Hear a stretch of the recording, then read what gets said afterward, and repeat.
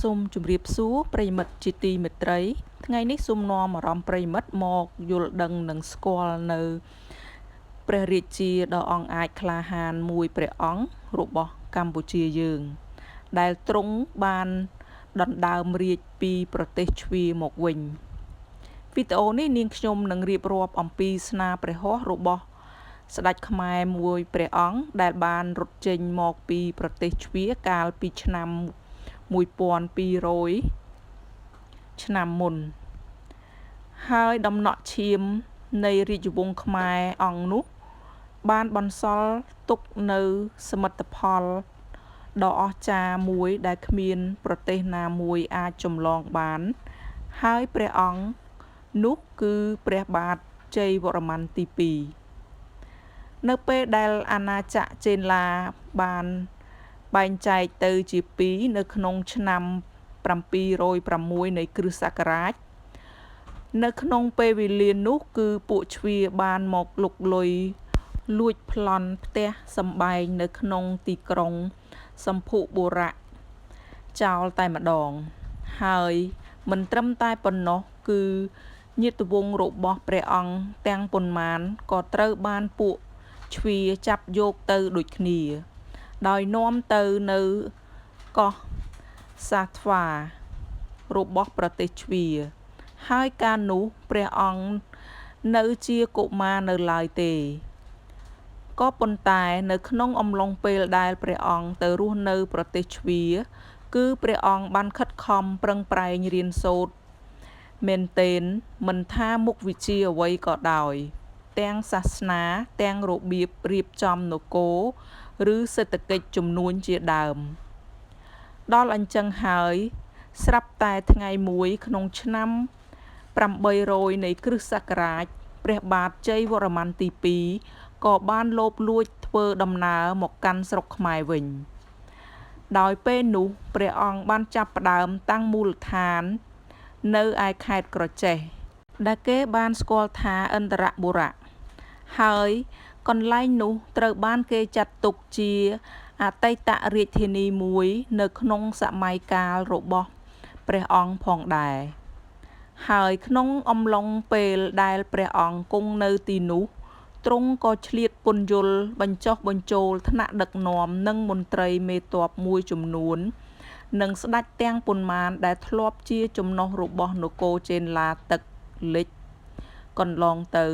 ឲ្យសុខចិត្តសុខកាយរួបរวมកម្លាំងគ្នាធ្វើយ៉ាងណាវាយកំចាត់ពួកមន្ត្រីជ្វាចេញនៅមុនពេលប្រកាសឯករាជ្យពីជ្វាព្រះបាទជ័យវរ្ម័នទី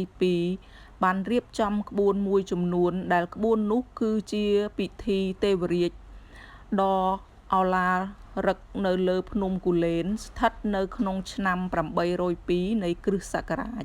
ក្បួននេះគឺធ្វើឡើងដើម្បីបង្ហាញថាកម្ពុជានៅសម័យនោះពិតជាមានឯករាជ្យពេញលេញនិងមិនស្ថិតនៅក្រោមការគ្រប់គ្រងរបស់ជ្វាទៀតទេក្នុងពិធីនេះដដែលគឺព្រះបាទជ័យវរ្ម័នទី2ក៏បាន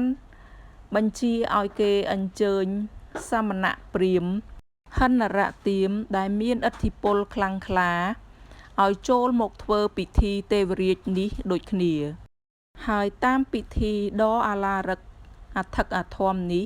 ក៏បានចាប់ផ្ដើមធ្វើឲ្យព្រះអង្គคล้ายទៅជាកម្ពុជាក្សត្រ